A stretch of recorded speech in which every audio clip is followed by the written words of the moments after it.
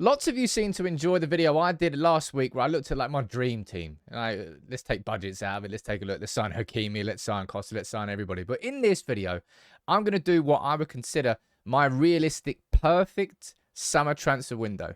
It's a level up from that video last week. We're going to be taking a look at, let's run through here. We're going to take a look at all of this, all the players I think we should sign, all the players I think we should sell. And then I'm going to run through, by the way, I've got 3 screens going on, so apologies if my head keeps turning. We're going to run through the whole formation, the starting 11, the strength in depth, the money we spend. It's all going to be, hopefully, my perfect summer transfer window for Manchester United and how we would shape up next season if we get it done.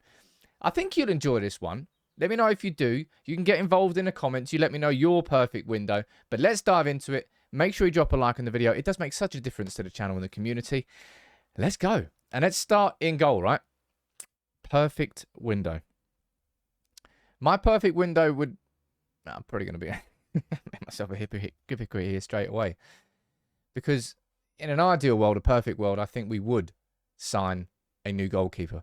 But this is my perfect summer transfer window in terms of what I can see happening. And I think De Gea is going to stay. I think he's going to sign that contract. And I do think that we're going to keep De Gea for probably maybe, I don't know how much longer, but I don't think he's going to be sold. But that goes back down to over here. And that's where my first signing comes in. Now, this would be a young goalkeeper. And I'm just going to put Verbruggen's name down here because this is the main one we've been linked to so far. I don't know whether it's actually going to happen or not. But I'm going to put him in the team and I'll explain exactly why once I've got the name on there. Verbruggen. And the reason I'm doing that is because I'm going back over here. That's what I mean. There's 3 screens going on here. There's a lot of movement. There's a lot of movement because in terms of player sales, this is what I want to see. Let's go back up to goalkeepers here. I want to see Tom Heaton leave. I want to see Butland leave. And I want to see Henderson be sold. And now I think Henderson, we've seen reports this week, and I think that's a fair estimation of valuation. That 30 mil is what we should be getting for Dean Henderson. And that's why I'm saying I would like United to sign a young goalkeeper like Verbruggen. Now, 2 goalkeepers isn't enough. Maybe we get Matic Kovar back. He's just won the league with Sparta Prague, and he can be the 3rd choice. Maybe he wouldn't be happy going from winning the title in the Czech Republic to being 3rd choice at United. So maybe we will have to keep someone like Butland or Heaton. But those goalkeepers aren't going to keep De Gea on his toes competitively. Someone like Verbruggen who comes in with raw talent, he could.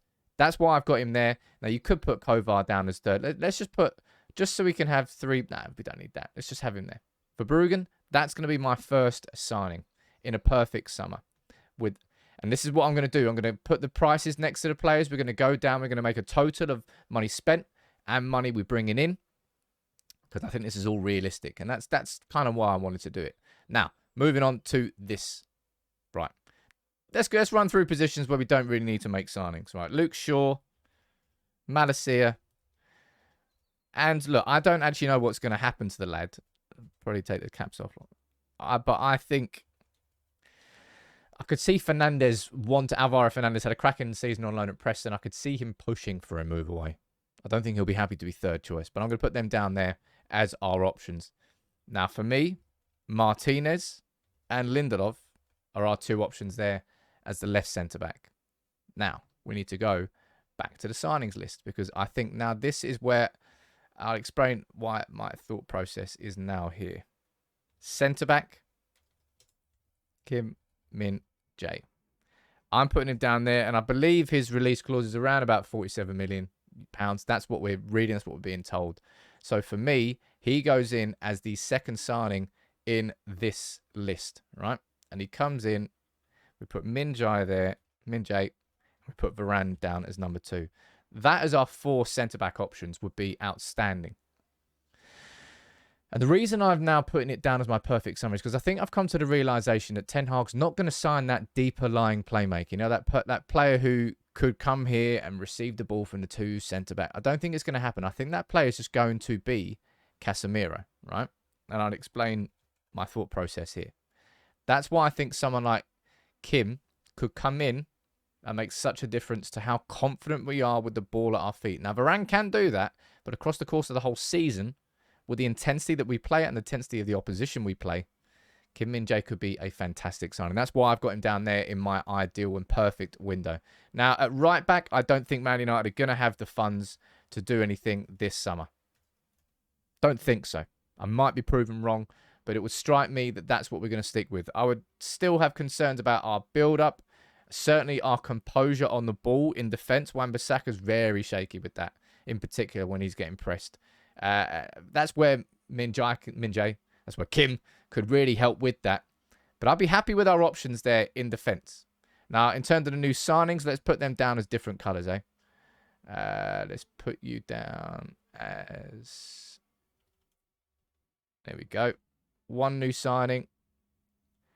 And this is multitasking on a different level. This is 2 new signings, right? That, for me, is a strong defence. A lot of decent options. The weakness is clearly still at right back. I don't think we'll quite have the funds to sort that out this summer. Let's move on. And let's move on to... I'm still unsure about this one. I'll be totally honest, right?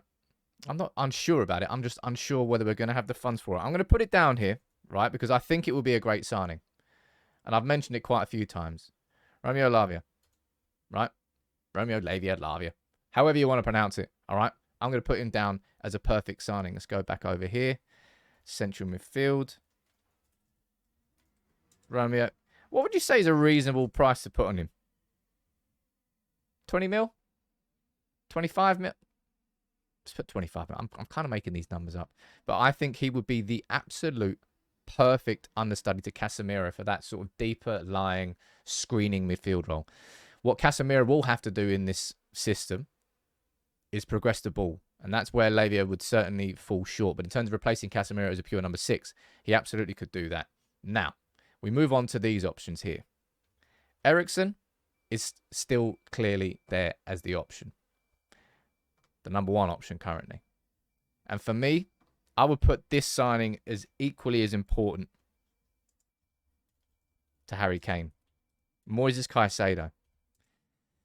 Now, for me, I think you're looking at, realistically, 80 million. They obviously turned down 70 million from Arsenal in January, so it's going to be more than that. And I would go back to this, and I would actually put Caicedo there as first choice. I would put Eriksen as second choice, and I would put Mainu down there as the third choice. So that's Caicedo coming in as a new signing. You can get the yellow treatment. That's some seriously good midfield options there. Now, you'll notice, of course, that there are some names that I've left off that list. And that's where we move. In fact, I forgot about that. Let's rewind to defense. I knew this was going to happen. This is some serious multitasking going on here. I've moved on to the midfield without saying the defenders that I would like to get rid of.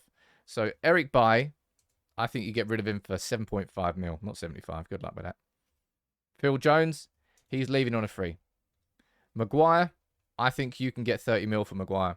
I really, really think United should be getting 30 mil for Maguire. Not everyone agrees with me on that. I really, really think we should be. Telles, I reckon you can get 5 mil for Telles. That seems reasonable. Brandon Williams, same. I'd say so. Tuanzebe, we know he's leaving on a free. And Mengi will probably be going out on loan again. That's what I would say in terms of the defenders that I think we can see being sold to bring money in and where it would leave us. Now, let's go back into the midfield. That's a seriously good set of midfield options compared to what we've got this year. Because I think Ten Hag is going to go for that. As I said, that it will be Casemiro sitting slightly deeper, not necessarily tasked purely with progressing the ball. That's why someone like Kim can come in and make such a difference to the quality of our ball progression from that area. And then we've got 2 number 8s, basically. It'll be Caicedo, Eriksen, and Kobe Mainu. You could put him down there to go underneath Casemiro and Lavia if you want. He could play across both positions. I'm not really sure where he's going to get his minutes next season. And maybe Mainu will be the Casemiro understudy and he'll learn from him. Maybe. And we don't get Romeo at all. This is all just conversation and talking points, of course. Right, let's move on to this position up here and the obvious name of Bruno Fernandes. Of course he's there. Now, I think you're going to see Bruno there. And I'm going to put Fred down as a backup to Bruno. Because for me, Fred is someone who should be playing further up the pitch. And I think He's not really no one's a Bruno understudy. I don't think United will sign a Bruno understudy. And you look at him and go, oh, surely you need to sign somebody so he can rest in games. He just never rests. He never rests. But of course, that's missing some midfielders off that list. So let's run through now the players, midfielders, I think that we should be selling. Marcel Sabitzer, there's no point me putting him down here because we didn't own him anyway. He's just a loan spell that I don't think we're going to renew. Now, Van der Beek. I think we can be selling Van der Beek, and I think we should be getting somewhere between 10 and 15 million. All right? My opinion. Again, you might disagree with that one. McTominay, I do think we can and should be selling, and I think we should be getting not 39 million.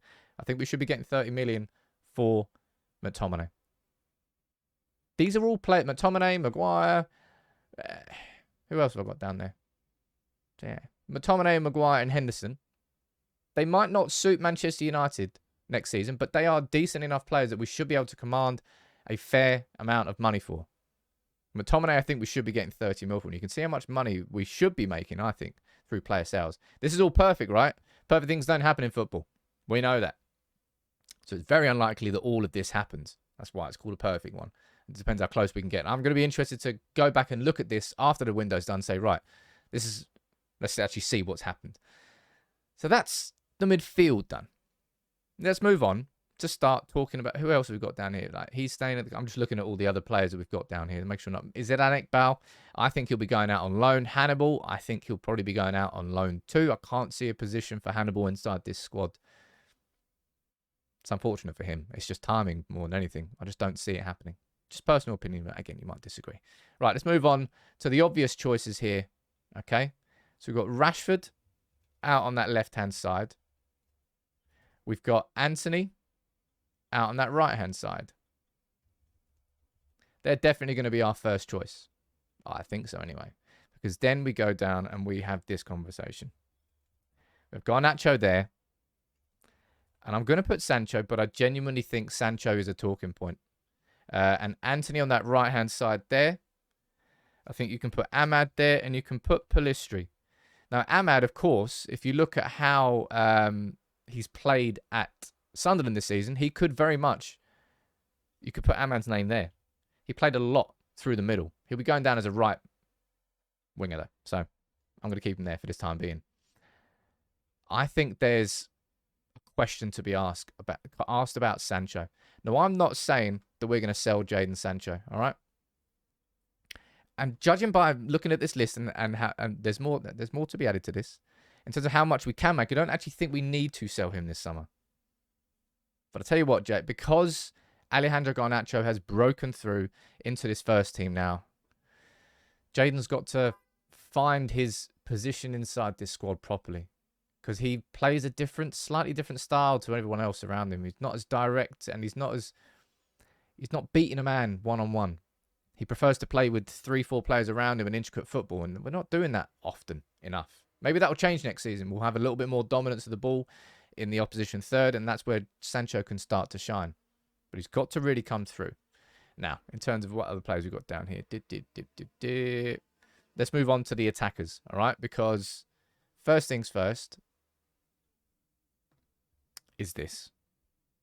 And again, not everyone's going to agree with me on this, but that's the beauty of the internet. I think we should be selling Martial, and I think 20 million feels like a reasonable amount for him, if not a little bit more. You can let me know what you think about that in the comments below. Now, Weghorst, I don't think we're going to renew the loan spell, but in the same way, I didn't put Sabitzer's name down here. I don't think we need to put Weghorst's name down here. Ilanga, he could be leaving on loan. I don't need to put players on loan. I'm just talking about sales or leaving them on a permanent basis. And that leads us to the attack and the striker position, where the big money signing comes in. I say the big money signing. I've already put 80 million down for Moises Caicedo. But Harry Kane, right? Harry Kane. Earlier this summer, I felt pretty, I don't know, quite a mixed opinion on Kane or Osimhen. And which position I felt, which player I felt would be better. I still think both of them would be great signings, but I think Kane would be better. Osimhen is a pure finisher, somebody who won't really get involved in a build-up, but if you get the chances to him, he will score them. Kane will add more chances for everybody else whilst also scoring. I think he's just got more to his overall game. He's Premier League proven. He wants to be the Premier League top goal scorer. He's got 3 years-ish, I would say. 3 to 4 years at the elite level left. I think Harry Kane is going to be who we go after. And 100 mil is a lot of money, right? But I think he would bring the goals. And I would also put down, and I've been saying this for quite a while, look, Christian Eriksen was the free transfer last summer that made sense and worked perfectly. I think this summer we could do the same thing with Marcus Thuram.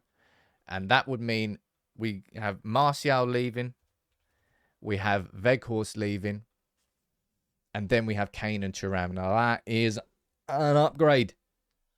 It's a significant upgrade for 100 mil.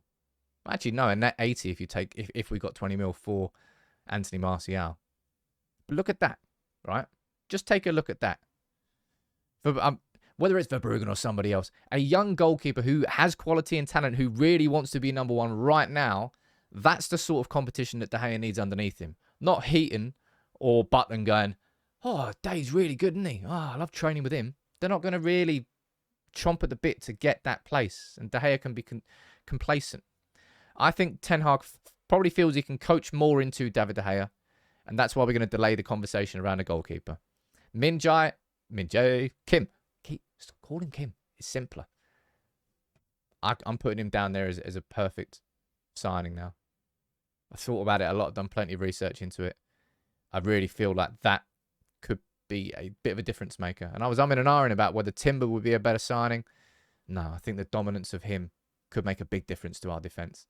And I'm not saying that I think Varane's had an incredible season. But given that we're stepping up next season, the step up should be, right, we've got to compete against Man City the whole way through the season, and we're in the Champions League. We need more in defence. That's why I'm saying Kim. Romeo Lavia, I don't know whether that will happen or not, but that would be kind of like an ideal understudy for Casemiro. But maybe the understudy already exists inside this squad, and his name is Kobbie Mainoo, and I'm doing him a disservice. I don't know. I just kind of see Kobbie Mainoo as somebody not particularly Casemiro. I don't know. Not really sure what. I suppose at that age, they don't have their defined position, do they? They're still learning. But Caicedo, for me, is that big money signing. Up front, Kane and Thuram. And you can see the quality we've got there. That's a great squad.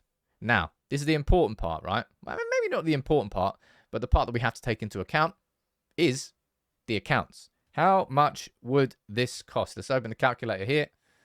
Let's bring this bad boy over here. Where should we put it? Up there in the corner. Right. So, in terms of player signings, let's go 47 for Kim, 25 for Lavia, 80 for Caicedo, and 100 for Harry Kane. That would mean a total outlay. Let me bring that down there. Let me bring that in the middle.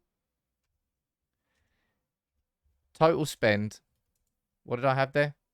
252 million. Now, you might say, Sam, that is insane. We're never spending that much. Hold on here. Hold on here. Right. Total sales. If all this is perfect and it all works out. 30. 7.5 for Bailly. 30 for Maguire. 5 for Tellez. 5 for Williams. 15 for you. 30 for McTominay. And 20 for Martial. That's a total of 142.5 million. 142.5 million. Right? So now the grand total, we go down here. Net spend equals 252 million minus, where's that minus? 142.5 million equals 109.5 million pounds. Oh shit. Get off that screen. There's nothing wrong with that. Ignore that suggestion. That right there, ladies and gentlemen, is what I am putting down as my perfect summer transfer window. Go away. I don't want that. Yeah, I'll do. Getting a young goalkeeper in. Bringing in a new centre-back in Kim. 2 new central midfielders. 1 first-teamer in Caicedo, which would be a brilliant signing. And 1 as an understudy to Casemiro to really sort of balance with him and allow him to rest in certain games, and 2 strikers in Kane and Thuram, with plenty of players going out the door, and an overall net spend of just over 100 million, which is well within budget. And that would leave our squad looking like this next season. Hell to the yes. Now, I don't know whether this is going to happen. Maybe my opinion. I don't think my opinion will change. I feel pretty set. I'm definitely set on Caicedo as the number one midfield target for me. I'm pretty set now on Kane. I've always felt pretty certain on Thuram. Romeo, I still feel like it'd be a very good signing. And Kim, yeah, man, I'd be delighted if that was possible. What's that? 1, 2, 3, 4, 6 signings, one on a free, 2 young ones, 3 first teamers, with how many players being sold? 1, 2, 3, 4, 5, 6, 7, 8 players being sold, and 2 players leaving on a free, and Heaton and Butland. Would they just leave? I don't know what they're on contracts. I don't know what it is. That's what I would like to see. Do you think that's actually going to happen? I hope you enjoyed this video. There's some serious multitasking going on there. Come on, drop a like on the video for that. It looks good. That squad looks great. That's strength in depth. That's quality everywhere. I would say the weakness still exists at right back. We'll solve that next summer. There's still a weakness at goalkeeper. We'll sort that next summer. That is a significantly better squad than we've got this year. You let me know what you think. There might be some players I've missed there, and there probably are. You can let me know in the comments below, as you always do. But make sure you subscribe to the community. We'd love to have you on board. That was a fun video. I enjoyed that. Did you?